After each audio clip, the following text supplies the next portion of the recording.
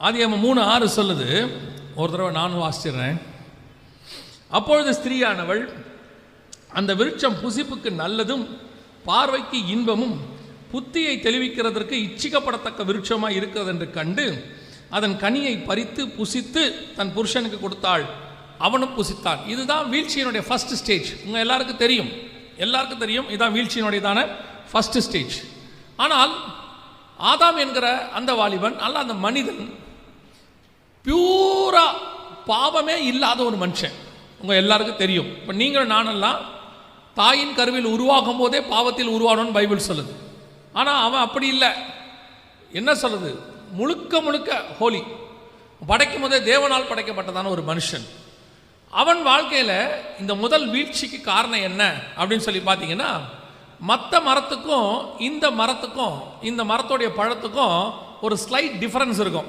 ஆதியாகமம் 2:9 இந்த மரத்தை பற்றி வாசிக்கும் போது மற்ற மரம்லாம் எப்படி இருந்துச்சா, பார்வைக்கு அழகும் புசிப்புக்கு நலமுமான சகலவித விருட்சம். ஆனால் இந்த வீழ்த்துகிற பழம் எப்படி இருந்துச்சா, புசிப்புக்கு நல்லதும் பார்வைக்கு இன்பமும் புத்தியை தெளிவிக்கிறதுக்கு இச்சிக்கப்படத்தக்கதாக. இதில் ஒரு சில காரியம் கொஞ்சம் டிஃப்ரெண்ட்டாக இருக்குது. அது பார்வைக்கு நலம், புசிப்புக்கு நல்லது, அது நல்லது. ஆனால் இதில் கொஞ்சம் கலந்துருக்கு. என்ன கலந்துருக்கு அப்படின்னு கேட்டிங்கன்னு சொன்னால், இச்சிக்கப்படத்தக்கதாக புத்தியை தெளிவிக்குது.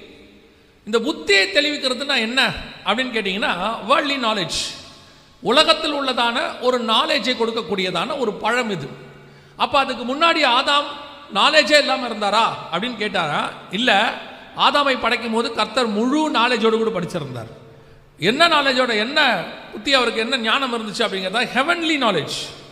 எப்படிப்பட்ட நாலேஜ்னு கேட்டிங்கன்னா, உலகத்தில் இருக்கிற எல்லாத்துக்கும் பேர் வைக்கக்கூடிய அளவுக்கு அவருக்கு என்ன இருந்துச்சு? நாலேஜ் இருந்துச்சு.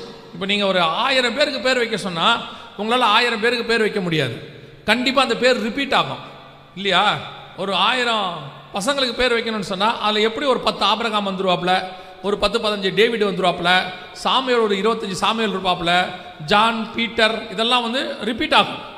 ஆதாம் வச்ச எந்த பேருமே ரிப்பீட் கிடையாது.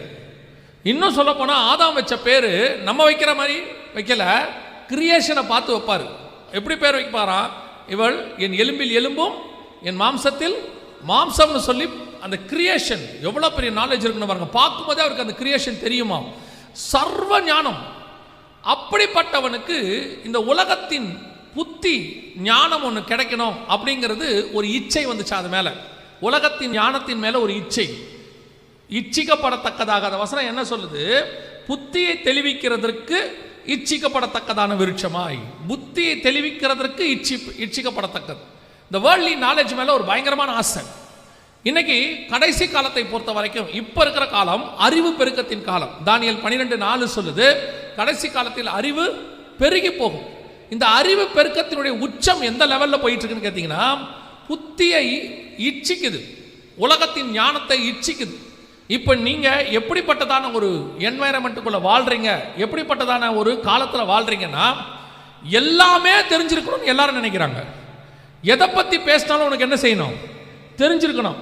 ஒரு கார்ட்டூன் பற்றி பேசினா தெரிஞ்சிருக்கணும், ஒரு கிரிக்கெட் பற்றி பேசினா தெரிஞ்சிருக்கணும், ஒரு ஃபுட்பால் பற்றி பேசினா தெரிஞ்சிருக்கணும், ஒரு செல்ஃபோன் பற்றி பேசினா தெரிஞ்சிருக்கணும், ஒரு ஸ்டடீஸ் பற்றி பேசினா தெரிஞ்சிருக்கணும், ஒரு வாகனங்கள் 2 வீலர் 4 வீலர் பற்றி தெரிஞ்சிருக்கணும், எல்லாம் தெரியணும். அப்படி இல்லைன்னா ஒரே வார்த்தையில் சொல்லிடுவான், இது கூட உனக்கு தெரியாதா, நீ வேஸ்ட்ரா அப்படின்றான். அவன் கேட்குற ஒரு விஷயம் நமக்கு தெரியாட்டி நம்ம என்னவாயிடுவோம்? வேஸ்ட் அப்படின்றான், மொத்தமாக வேஸ்ட்ன்றான். ஆனால் உண்மையிலேயே ஒரு விஷயத்தை நீங்கள் நல்லா தெரிஞ்சுக்கணும். உங்களுக்கும் எனக்கும் என்ன தேவையோ அது தெரிந்தால் போதும். தேவையில்லாததை நீங்கள் தெரிந்து கொள்ள வேண்டிய அவசியமும் இல்லை. இங்கே இதுதான் இப்போ பிரச்சனையே. கடைசி காலத்தில் எல்லாம் தெரிஞ்சுக்கணும்னு நினைக்கிற ஒரு உலகம் இது, அறிவு பெருக்கத்தின் உலகம். கூகுளுக்குள்ளே போனீங்கன்னா எல்லாத்தையும் படிக்க சொல்லுது. அது கொடுக்கும்போது எல்லாத்தையும் எடுக்கு.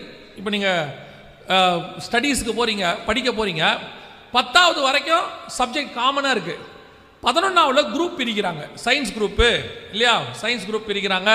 அப்புறம் பியூர் சயின்ஸ் பிரிக்கிறாங்க, மேக்ஸ் குரூப் பிரிக்கிறாங்க, அப்புறம் காமர்ஸ், ஒகேஷனல் குரூப் இப்படி பிரிக்கிறாங்க. அதுக்கப்புறம் உங்கள் ஃபீல்டு அதுக்கு பின்னாடியே தான் போகுது. காமர்ஸ்னால் எப்படி போயிடுறீங்க? பிகாம்குள்ளே போயிடுறீங்க, எம்காம்குள்ளே போயிடுறீங்க, சிஏக்குள்ளே போயிடுறீங்க, இப்படி போயிடுறீங்க. ஒருவேளை பியூர் சயின்ஸ் அப்படியே டாக்டரு நீட்டு இப்படி போயிடுறீங்க. இப்போ நீங்கள் பியூர் சயின்ஸுக்குள்ள போனவங்க காமர்ஸை பற்றி கவலைப்பட்டிருக்கிறீங்களா? காமர்ஸ் பற்றி உங்களுக்கு தெரியணும்னு நினச்சிருக்கிறீங்களா? நினைக்க மாட்டோம் இல்லையா? எக்கனாமிக்ஸ் பற்றி கவலைப்பட்டிருக்கிறீங்களா? அதை பற்றி யோசிக்கவே மாட்டீங்க. நீங்கள் சொல்லும் போது என்ன சொல்வீங்க? எனக்கு எதுக்கு எக்கனாமிக்ஸு, நான் பியூர் சயின்ஸு. இந்த குரூப் சொல்கிறதுலே ஒரு பெருமை இருக்குது தெரியுமா உங்களுக்கு? இப்போல்லாம் கூட பரவாயில்ல, எப்படின்னு தெரியல. நான் படிக்கும் போது சயின்ஸ் குரூப் படிக்கிறவங்களாம் அறிவாளி. சயின்ஸ் குரூப் படிக்கிறவங்களாம் யார்? பயங்கரமான அறிவாளி. அவன் வந்து எங்களுக்கெல்லாம் அப்போல்லாம் 500க்கு தான் மார்க்கு. இப்போ உங்களுக்கு 600 ஆகிப்போச்சு இல்லை? அப்போ எங்களுக்கெல்லாம் 500க்கு தான் மார்க்கு. 500க்கு 450 எடுத்தால் தான் சயின்ஸ் குரூப். அப்போல்லாம் 450 90% தான் சயின்ஸ் குரூப். சயின்ஸ் குரூப் எடுத்தால் அந்த குரூப்புக்கு பேரே அறிவாளிங்க குரூப்பு. அவங்களாம் படிக்கிறவங்க. அவனுங்களும் அதே மாதிரி தான் நடந்துப்பானுங்க, யாருக்கிட்டையும் பேச மாட்டானுங்க. அவன் அப்பயே டாக்டரான மாதிரி இருப்பான் நம்மக்கிட்ட. பார்த்துருக்கீங்களா? இந்த காமர்ஸ் குரூப்புனாலே அரட்டடிக்கிற குரூப்பு. சொல்லும் போதே சொல்லுவாங்க, இந்த வாலிபால் விளையாடுது பாருங்க, அது காமர்ஸு. வாலிபாலுக்கும் காமர்ஸுக்கும் என்ன சம்மந்தம் இருக்குது? நம்மளை காமர்ஸ்னாலே வாலிபால் குரூப்னு வச்சிருவான். எங்களுக்கு சொல்கிறேன் அந்த காலத்தில். அப்போது இந்த சயின்ஸ் குரூப் எடுக்கிறவன் பயங்கர படித்தவன். இந்த காமர்ஸ் நீங்கள் சிலர்லாம் கேட்பாங்க, பையன் என்ன குரூப் எடுத்துருக்கான்? ஒகேஷ்னல். மார்க் கம்மியோ? ஒகேஷ்னல் என்ன அர்த்தம்? மார்க் கம்மி. ஏன் நல்ல மார்க் எடுத்துகிட்டு ஒகேஷ்னல் போகக்கூடாதா? அதுவும் டீச்சரே வேற சொல்லுவாங்க, 450 எடுத்துருக்கிற, எதுக்கு காமர்ஸுக்கு போகிறேன்? எனக்கு சயின்ஸ் பிடிக்காது, படி. எனக்கு தான் பிடிக்காதுங்கிறனே. நம்மளை கம்பல் பண்ணுவாங்க. 350 எடுத்தவன்லாம் சயின்ஸ் கேட்குறான், அவனுக்கு பிடிச்சிருக்கு கேட்குறான், அவன்கிட்ட கொடுங்க. நம்ம போய் 425 எடுத்துட்டு நம்ம போய் நின்ன உடனே உனக்கு என்ன குரூப்? காமர்ஸ். இல்லை நீ சயின்ஸ் தான் எடுக்கணும். இல்லை மிஸ், எனக்கு சயின்ஸ் வராது. உனக்கு வரும்னு எனக்கு தெரியும். அது எப்படி தான் எனக்கு தான் வராதுன்னு எனக்கே தெரியுமே. அப்புறம் ஃபோர்ஸ் பண்ணி கையில் கொடுத்துருவாங்க. நம்ம அப்பா அம்மா நம்ம பேச்சை என்ன கேட்டாங்க இல்லையா?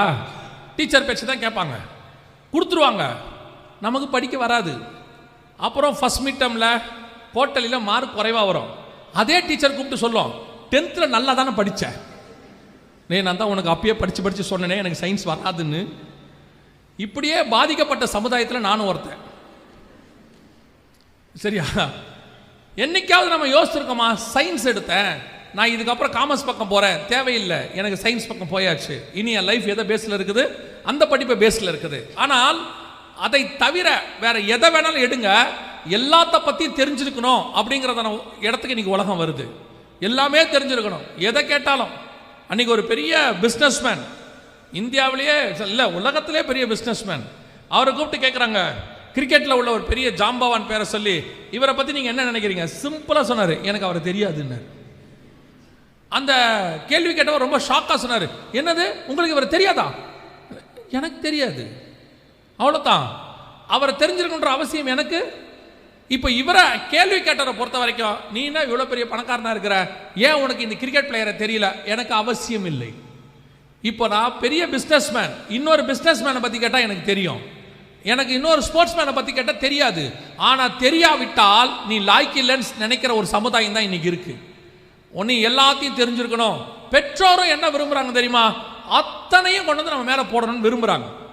நீங்களும் இப்போ எந்த இடத்துக்கு வந்துட்டீங்கன்னா, எல்லா ஸ்டஃப்பும் எனக்கு தெரியணும். இப்பவும் சொல்கிறேன், உங்களுக்கு தேவையில்லாததை தெரிந்து கொள்வது குப்பைக்கு சமம். டஸ்ட்பின், அது தேவையில்லாத டஸ்ட்பின் உங்களுக்குள்ள இருக்கும். அது பொதுவாக எதை பேஸ் பண்ணி இருக்கும்னு கேட்டிங்கன்னா, நாலேஜ் பேஸ் பண்ணி இருக்கும். உங்களுக்கு தேவையான நாலேஜ் தான் உங்ககிட்ட இருக்கணும். தேவையில்லாத நாலேஜ் அவசியம் இல்லை. பிசாசோடைய பெரிய தந்திரமே என்னன்னா, இந்த அறிவு உலகத்தில் உன்னை மிரட்டி அல்லது உன்னை பயமுறுத்தி எல்லாத்தையும் தெரிஞ்சுக்கோ. உனக்கு எல்லாம் தெரிஞ்சாதான் வாழ்க்கையில் முன்னேற முடியும். எல்லாம் தெரிஞ்சவனுக்கு ஆல்ரவுண்டர் அப்படின்னு ஒரு பேரு, அவனுக்கு ஒரு எல்லார் எதிரிலையும் ஒரு மரியாதை இருக்கட்டும், தப்பு கிடையாது. அவனுக்கு அப்படி ஒரு டேலண்ட் இருக்குது, எல்லாம் தெரிஞ்சுக்கிறான். எனக்கு என்ன தேவையோ அதை நான் தெரிந்து வைத்திருக்கிறேன், அவ்வளோதான். சச்சின் டெண்டுல்கருக்கு கிரிக்கெட் விளையாட தெரியும், அவ்வளோதான். 10வது ஒரு 12லாம் தாண்டவே இல்லை. அதனால அவர் அதை பற்றி கவலைப்படவும் இல்லை. இப்போ நம்ம சச்சின் டெண்டுல்கர் குவாலிஃபிகேஷன் கேட்குறோமா, எவ்வளோ செஞ்சுரி அடிச்சார்னு கேட்குறோமா? எது அவருக்கு வருமோ அதைத்தான் நாம் தெரிந்து கொள்கிறோம். இன்னைக்கு உலகம் ஒரு இச்சிக்கப்படத்தக்கதான உலகத்தில் இருக்குது. உன்னை அப்படியே கொண்டு போய் ஒரு இடத்துல டம்ப் பண்ணுறாங்க. நீ அங்கே தான் you must be very careful. அதை எடுக்கும் போது தான் உன் வீழ்ச்சி ஆரம்பிக்கிறது. எல்லாத்தையும் பார்க்கறதுக்கு எல்லாத்தையும் நான் விரும்புறதெல்லாம் செய்யணும், செய்யக்கூடாது. தேவையில்லாதது உனக்கு தேவையில்லாதது தான். அது உன் வாழ்க்கையில் அவசியம் இல்லை. உன் வாழ்க்கைக்கு தேவையில்லாத விஷயம் விட்டுறணும், அவ்வளோதான்.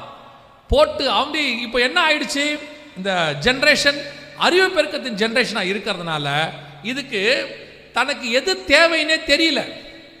இன்னைக்கு எல்லாருமே எப்படி டிசைட் பண்ணுறாங்க சில விஷயத்தன்னு கேட்டிங்கன்னா, இந்த ஆண்டா ஃபியூச்சர், இதை படித்தாதான் ஃபியூச்சர். நான் படிக்கும் போது சொன்னாங்க சிவில் மெக்கானிக்கல், அந்த காலத்தில் மெக்கானிக்கல் இன்ஜினியரிங் பயங்கரமான ஃபேமஸ்.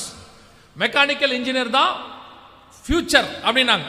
நான் படித்து முடிக்கிறதுக்குள்ளே மெக்கானிக்கல் போய் கம்ப்யூட்டர் வந்துருச்சு, ஐடி வந்துருச்சு. அதுக்கப்புறம் எல்லாம் ஐடி ஐடி ஐடினாங்க. அதுக்கப்புறம் பார்த்தீங்கன்னா இப்போ இது வந்துருச்சு ஏஐ டெக்னாலஜி. இப்போ எல்லாம் ஏஐ எல்லாருமே என்னன்றாங்கன்னா, அன்னைக்கு உள்ளதான அந்த படிப்பு எது மேன்மையாக இருக்குதோ அல்லது நாலேஜ் எது மேன்மையாக இருக்குதோ, எது அன்னைக்கு டாப்பில் இருக்குதோ அதை வச்சுக்கிட்டு இதுதான் ஃபியூச்சர் இதுதான் ஃபியூச்சர் அப்படின்னு முடிவு பண்ணி படிக்கிறாங்க. எத்தனையோ பேருக்கு நான் படிப்பு மட்டும் சொல்லலை, அவங்க சூஸ் பண்ணுறதான ஃபீல்டு, அவங்க எடுக்கக்கூடியதான வாழ்க்கை பார்ட்னர்ஸ் எல்லாமே பார்த்தீங்கன்னா அன்னைக்கு அவங்களுக்கு எது பெஸ்ட்டுன்னு தோணுதோ அதான் எடுக்கிறாங்க. ஆனால் அதனுடைய முடிவு என்னவா இருக்கும் நமக்கு தெரியாது. ஏன்னா 5 வருஷம் கழிச்சு அது என்ன ஆகும் தெரியாது. நாங்கள் படிக்கும் போதெல்லாம் C++, ஜாவா என்னமோ இருந்துச்சு. இப்போ அதெல்லாம் தாண்டி எங்கேயோ போயிடுச்சு ஏஐகிட்ட.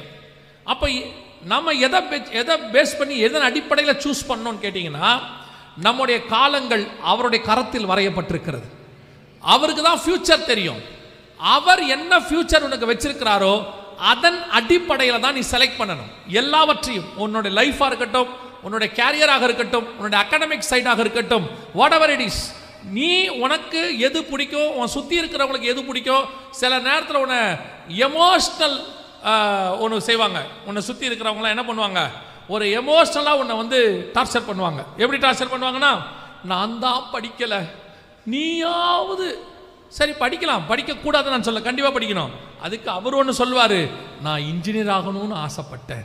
உன்னையும் அவர் ஆசைப்பட்டதுக்கு அவராலேயே முடியலையே. இல்லை புரியுதா உங்களுக்கு? நான் இப்போ உங்களுக்கு என்ன சொல்கிறேன், அப்பா அம்மாவை ஏற்று பேசுங்க, அந்த அந்த இடத்துக்கே நான் வரல, தப்பாக எடுத்துடாதீங்க. காட் உங்களுக்கு என்ன சொல்கிறாரோ அதை செய்யுங்க, அதுதான் உங்கள் ஃபியூச்சர். எனக்கு ரொம்ப பைபிளில் ஒரு 4000 வருஷத்துக்கு முன்னாடி ஒரு பெண்ணுக்கு இருந்த உரிமையை பாருங்க, எனக்கு ரொம்ப ஆச்சரியமாக இருந்துச்சு. ஆதியாகமத்தின் புஸ்தகம் 24ஆம் அதிகாரத்தில் ரெபேக்காலை பார்த்து ஒரு கேள்வி கேட்குறாங்க. ரெபேக்காலை பார்த்து 57வது வசனம் 58 வாசிங்க பார்ப்போம். ஆதியாகமம் 24 57 58 வாசிங்க. அப்பொழுது அவர்கள் பெண்ணை அழைத்து அவள் வாய்ப்பிறப்பை கேட்போம் என்று நல்லா யோசிச்சு பாருங்க. 4000 வருஷத்துக்கு முன்னாடி ஒரு பெண்ணை கூப்பிட்டு நீ இந்த மனுஷனோட டிசிஷன் எடுக்கிறதுக்கு அவளுக்கு ஒரு சான்ஸ் கேட்குறாங்க, நீ இந்த மனுஷனோடு போகிறாயா? இது இன்னைக்கு சாத்தியமான்னு பாருங்க. இன்னைக்கு சாத்தியமா? கொஞ்சம் அந்த வசனத்தை யோசிச்சு பாருங்க. 4000 இயர்ஸ் பேக் இதே இந்தியாவில் ஒரு 100 வருஷத்துக்கு முன்னாடி பெண்களுக்கு படிக்கிறதுக்கு இங்கே என்ன கிடையாது, உரிமை கிடையாது. ஒரு 150 வருஷத்துக்கு முன்னாடி அவங்களுக்கு தனியாக வெளியே போகிறதுக்கு உரிமை கிடையாது. இன்னைக்கும் பல நாடுகளில் கிடையாது. ஆனால் இந்த பரிசுத்த வேதாகமம் ஆணும் இல்லை பெண்ணும் இல்லை, ஆணும் பெண்ணுமாக சிருஷ்டித்தார்னு இருக்கு. காட் கேவ், ஆண்டவர் சகலருக்கும் சம உரிமையை கொடுக்கக்கூடியதான மிக முக்கியமான ஒரு தேவன். 4000 வருஷத்துக்கு முன்னாடி ரெபேக்காலை பார்த்து ஒரு கேள்வி கேட்குறாங்க. ஒரு திருமண காரியத்தில் இந்த மனுஷனோடு கூட போகிறாயா, திருமணம் பண்ணிக்க சம்மதமா அப்படின்னு கேட்குறாங்க. இந்த 4000 வருஷத்துக்கு முன்னாடி கேட்டது தான் இருக்கிறதுலே நான் ரொம்ப ஆச்சரியப்படுது, அந்த பெற்றோருக்கு இருந்த குணாதிசயம். ஆனால் அதுக்கு ரெபேக்காளுடைய பதில் அடுத்து வாசிங்க. என்று கேட்டார்கள். நீங்களா தான் என்ன சொல்லுவீங்க? அந்த மனிதனோடு கூட போகிறாயா என்றால் என்ன சொல்லுவீங்க? இன்னைக்கு நீங்க ரெபேக்காலா இருந்தா என்ன சொல்லுவீங்க? நான் சொல்றேன். முதல்ல ஈசாக்குடையதான ப்ரொஃபைல் அனுப்ப சொல்லுங்க. அவர் யாரோ என்னமோ, அவருக்கு 40 வயசுன்னு வேற சொல்றீங்க. எனக்கு கல்யாணம் ஆகும்போது ஈசாக்கு 40 வயசுன்னு இருக்கு. 40 வயசுன்னு சொல்றீங்க. என்ன வேலை பார்க்குறாரு தெரியல, சவுப்பா கருப்பான்னு தெரியல, முன்மண்டையில் முடி இருக்கான்னு தெரியல. எதுக்கும் அந்த ஆளுடைய ப்ரொஃபைலை ஒரு தடவை அனுப்புங்க. என்ன பண்ணுவீங்க? ஜோமன்ட்டு சொல்கிறேன். ஏன் ப்ரொஃபைலை பார்த்துட்டு ஜோம் பண்ணுறீங்க, பார்க்காமே ஜோம் பண்ண என்ன? அது ஒத்து வராது. நம்ம பையன் இருக்கான் பாருங்க, ஃபஸ்ட்டே க்ரைட்டீரியா சொல்லிடுவான். இவ்வளோ உயரத்தில் வேணும், இந்த கலரில் வேணும். ஒரு பையன் என்கிட்ட சொன்னான், எங்கிட்ட இல்லை இன்னொரு ஊழியக்காரர்கிட்ட வந்து கேட்டானா, பொண்ணு எப்படா இருக்கணும்? சுண்டுனா ரத்தம் வர மாதிரி இருக்கணும். நான் அப்போ அவர் சொன்னாராம், அப்படியே சர்ச்சு வாசலுக்கு வெளியே போ, நிறைய பேர் குஷ்டரோகத்தில் உட்காந்துருக்காங்க, ஏதாவது ஒரு பொண்ணை பார்த்து கூட்டிகிட்டு போனார். என்ன பாஸ்டர் இப்படி சொல்கிறீங்க? அவங்களுக்கு தான் சுண்டுனா ரத்தம் வரும் பொண்ணுல இருந்து, பொண்ணை கூப்பிட்டு போய் சுண்டவா போகிற அப்படின்னு கேட்டாராம். ஸ்பிரிச்சுவலாக தேடணும்ல, அதுக்கு சொல்லியிருக்கிறார் அவர். அப்போது இன்றைக்கி இல்லை பையனை தான் என்ன செய்வான், முதல்ல ப்ரொஃபைல் அனுப்பிடுங்க, எல்லாம் பார்ப்பான். பொண்ணு நான் பிஏ, பொண்ணு நான் பிஏ, நான் எம்ஏ, ஓகே சோத்திரம், பிரைஸ் தி லார்ட். நான் 5.8, பொண்ணு 5.4, பிரைஸ் தி லார்ட், ஹல்லேலூயா. நான் கொஞ்சம் மாநிலம், பொண்ணு செக்க செவேர், ஹல்லேலூயா. நான் அமெரிக்கா போலான் இருக்கேன், பொண்ணு யூகேல இருக்கு, பிரைஸ் தி லார்ட். நெடுநாள் காத்திருத்தல் இருதயத்தை இளைக்க பண்ணும், விரும்பினது வரும்போது ஜீவ விருட்சம் போல் இருக்கும். ஆனால் உடனே சொன்ன அவமானம் கொடுத்தவனே சொல்லுவான், ஒரு 3 days கொடுங்க ஜோம் பண்ணிட்டு சொல்கிறேன். இதுக்கப்புறம் அவன் ஜோம் பண்ணால் என்ன வரும்? கரெக்டாக 3 நாளைக்கு போனவன் 1.5 நாள்லேயே வருவான். கர்த்தர் பேசிட்டார். கர்த்தர் இப்போ அவங்ககிட்ட தான் உடனே பேசுகிறார், நமக்கெல்லாம் கொஞ்சம் டிலே ஆகுது. கர்த்தர் பேசிட்டார். என்னடா பேசினார்? அந்த பொண்ணை கல்யாணம் பண்ணிக்க சொல்லிட்டார். பார்க்காம அது முடியாது.